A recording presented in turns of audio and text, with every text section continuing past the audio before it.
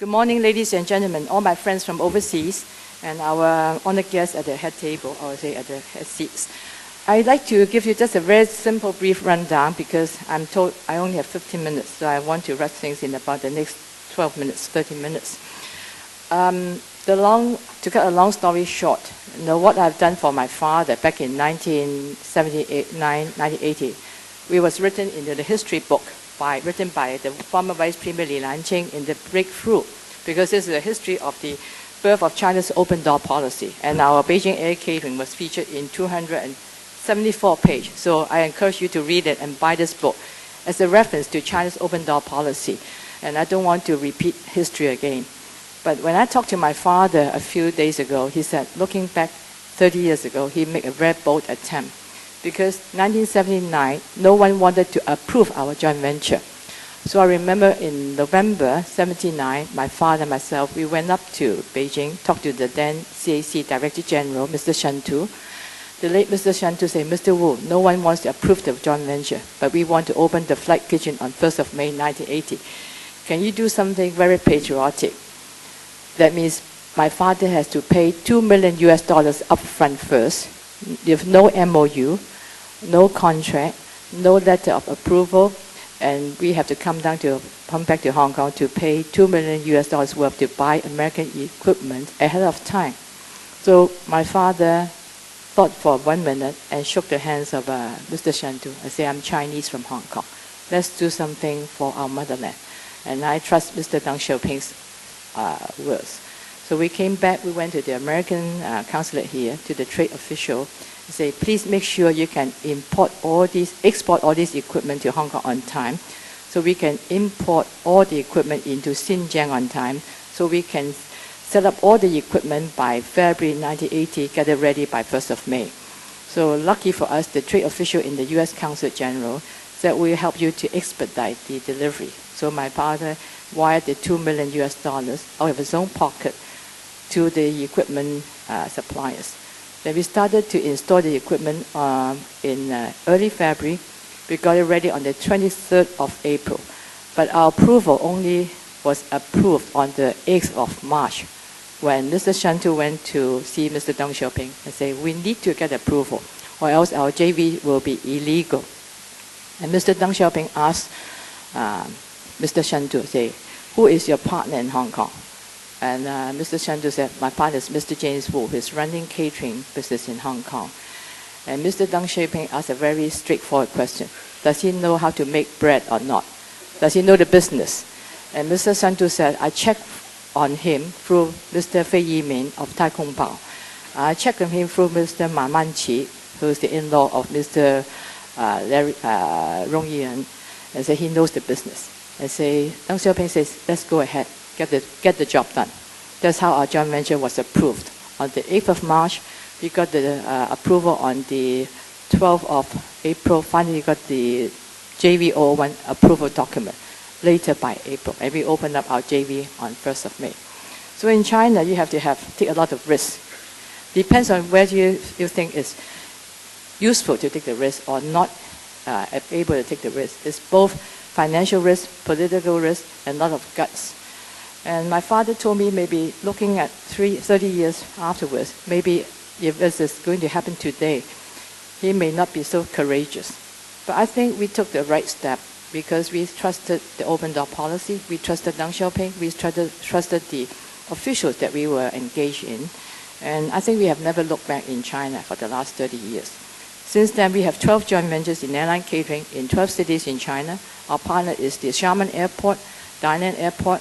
Our partner in Shanghai is China Eastern Airlines, in Nanjing, in Lanzhou, in Ningbo, also in Qingdao. And then we have our partners in Air China, China Southwest in Chengdu, in China Southern and Central Airport in Shenzhen, and also the Hainan Airport in Haikou. So we are going from strength to strength. We cover about 45% of the market share throughout China. It's not easy because we have to deal with 12 different JVs, 12 different chairmen of the board, and then every 3 or 5 years they change the chairman. So it's always a learning experience and also understanding the culture and psychology of working with our partners in China. But all in all, I think this is one of the work I've been doing in China throughout different cities. One project I've been very happy to say is I helped to open up the TDC office in Beijing in 1986. At that time, I met Mr. Jack So in 1985 in Diversified in Beijing. And he told me, Andy, we need to open the office because the governor, late Governor Edward Yiu, will come with the chairman, later done, to officiate the opening of the office, and we have to have an exhibition in the CCPIT exhibition hall. So I thought, how can I open up the office before 1997? So we thought of a very unique idea with the then Representative Francis Low and W.H. Wong. I got part of the kitchen of our restaurant on the top of the CITIC building, international building called Windows on the Wall. I diminished the size of our kitchen and sublet it to TDC. And so TDC got the certificate through CCPIT's endorsement. And in China, nothing is illegal, but not everything is impossible. And so when Lydia Dunn came together with Governor Edward Yiu, they have to squeeze through our corridor to pass through our kitchen and smell the flavor from our kitchen and open the office there. And then they have to open up the exhibition in the exhibition hall. And they want to cater for 900 people with no cooking. So eventually, I got one of the air catering truck from our flight kitchen, prepared 900 meals, and have to serve 900 people in the exhibition hall with no kitchen and no cooking. That's how we try to imagine to try to get things done in China. Once you learn to do business in China, you can become very creative, innovative, and hands and feet on the floor, or else no one will help you out. But this is what we have done with TDC office in Beijing. Then suddenly, W.H. Wong told me, 1987, 88, say, we have to open an office in Shanghai. And then I looked at the building we wanted to open up the office, Union Building, on the first floor. And they said, we are not leasing out the office space. So I wrote a note to the chairman of the Jinjiang Hotel Group, Mr. Ren Baijin. I said, well, it's a waste of your time and money because your staff is only puffing cigarettes in the building and putting the feet up and having afternoon nap. Why don't you try to make some extra dollars and then make money from TDC? So they finally leased the space to TDC office in Shanghai. That's how TDC opened the second office in Shanghai in Union Building. All in all, I think learning from working in China gave me to become very creative and try to say the motto is getting things done by hook and by crook, but legally, not illegally. So for other things I have done in China, aside from air catering, was I helped the dojus to be in China. I brought dojus all the way and set up the dojus in Shenzhen after getting 100 chops on my piece of paper and completely closed factory, and I don't allow anyone, including officials, who come to look at the plant because I say I don't want anyone smoking around in the place. And we were the first wholly owned, I would say, woofy dojus in China.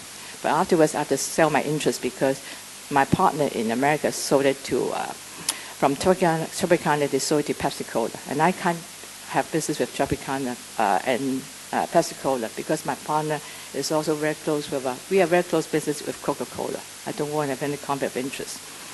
And then Colliers Jardine wanted to open up property appraisal and property management company in China. I brought them together with CITIC Property Management Company. I became the chairman. And it's the first property management company. And I said, Colliers, you should try to make money by property appraisal and services.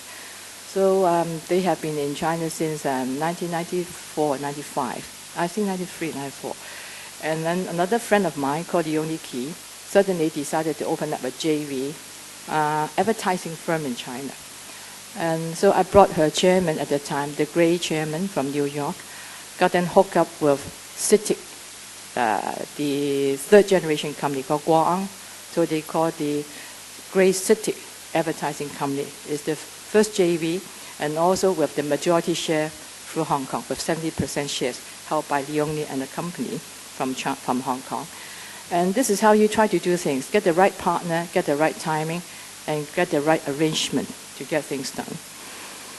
And after 1989, because of the Tiananmen incident, suddenly I thought we should bring our friends from China to go out to look at the world, to explain China is still having the open door policy. So in 1990, together with the World Trade Center Association, President Gai Tosoli, we invited Wu Yi to be the keynote speaker in our General Assembly in the state capital in St. Paul's, Minnesota. At first, I thought she was then the vice mayor and the chairman of the World Trade Center, Beijing. I thought she was going to bring only about 10 or 12 people. Finally, she brought 60 people all the way to USA, and we arranged her with just one letter of invitation and approval by the US Embassy. And that was the first time we got the Chinese government official and official delegation to go out from China to visit USA after 1989. But I think this is how we try to do from Hong Kong.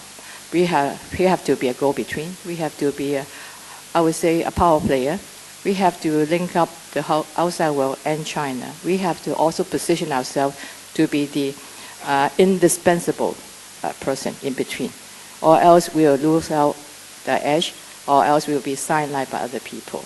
And I think the message to all our friends here, when you come back from overseas, since you are representing your own interests in your own areas, and you also have Hong Kong in your heart for business, I think we should look at how Hong Kong can serve you in your areas of interest, how you can help to expedite Hong Kong's role in international business, linking Hong Kong with the world and with China and with Asia. I also helped to get the first company to be listed in Hong Kong from China. At that time, the vice director from the Planning Commission of Beijing Municipality, Mr. Liu Xiaoguang, wants to get $500 million from Hong Kong. So I brought him to see Sir Q.W. Lee, then the chairman. We talked to Mr. Xu Haoming.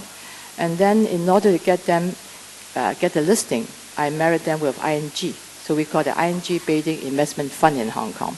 And we easily got $500 million at that time. So Liu Xiaoguang has grown to become one of the market leaders in real estate development in the whole of China. And that's how he learned his business, to do capital raising, fundraising from Hong Kong. All in all, I think what we try to look at China in future is being they gave me the word pioneer. I think the word pioneer is try to go over all kinds of hurdles, difficulty, and problems, and try to be creative and think along how I should overcome the problem with no formal, I would say formal examples, because nothing is new in China, but nothing is, I would say, regulated in China. And when you go to different cities in China, you have to look at the size of the situation. And I feel maybe in future, where I see the development in China in the next 20 years, I see the Southwest development for tourism and for a lot of regional business with the hub, with Myanmar, with other Asian, Southeast Asian countries, using Yunnan as the hub. And then ASEAN being established in Guangxi, in the capital of Guangxi, Nanning, because they want to bring more trade for the Guangxi Autonomous Region and the other regions. I see in China, the western area, using, I would say, Gansu and Shanxi, other places, as a hub for not only tourism, but also for high-tech and technology, because they have a lot of minerals development and also technology. And I think for a lot of the overseas development, they should look at Gansu and Shanxi province. As for the Tumen River, I visited Tumen River area back in 1995. Now they are developing the area, combining the interests of Mongolia, North Korea, Japan, and the Jilin province, using Jilin province as a hub, is going to develop to help to bring more profitability to North Korea. This is very useful because Jilin province, we have a lot of Koreans living there. It's also the place where we have the I would say the red flag car development of the automobile, #1 automobile in Changchun. So it's the area for auto industry. If you're trying to do the big business, then you have to go to Yangtze River area, because all the developments, all the know-hows are now basically around in Shanghai, alongside the coast, where I think Vincent, our good friend, is talking to you. He has a lot of know-how along that region. For Hong Kong, we have to look at using Hong Kong as the base to link up with Yangtze River region, link up with Pearl Delta, link up with Western region, link up with the Northeast region, and eventually I think we also have to get ourselves hooked up with Mongolia and Xinjiang, because there's so much potential and wealth. Barry mentioned about my interest in Tibet. Why? Because I'm looking at the climate change problem. I've flown 34 times to Lhasa to Tibet by myself, taking one time by train. And the more I go, the more I'm scared because I see there's no more snow on the mountain. If there's no snow on the mountain, that means we are short of water, not only for China, but all the neighboring countries. I feel we should do more to protect the climate using Tibet and the Yalong mountain gorges as a place to do more study. And I hope to call upon some of our friends from overseas where you have the know-how, where you have the universities who have know-how. We'd like to work together with them in the areas in the Tibetan mountains, in Qinghai and Tibet area, the plateaus there. One other thing I'd like to bring to Hong Kong next year is we have a worldwide not-for-profit association, World Trade Centers Association, that I brought to China in 1980. This is also a reciprocity with TDC, with Mr. Fred Lam's support. Next year, we are trying to bring 3,000 people around to come to Hong Kong and go to have a meeting in Beijing. And some of our members have cities, members where they are located in where you are staying. So we like our members in different cities to get acquainted with you, how we can together promote Hong Kong. And I think the TDC marketing rep in Brazil, in Sao Paulo, is in our rep office, is in our building in Sao Paulo. So in other areas where you want to be attached to the World Trade Centers in the particular city, you're most welcome.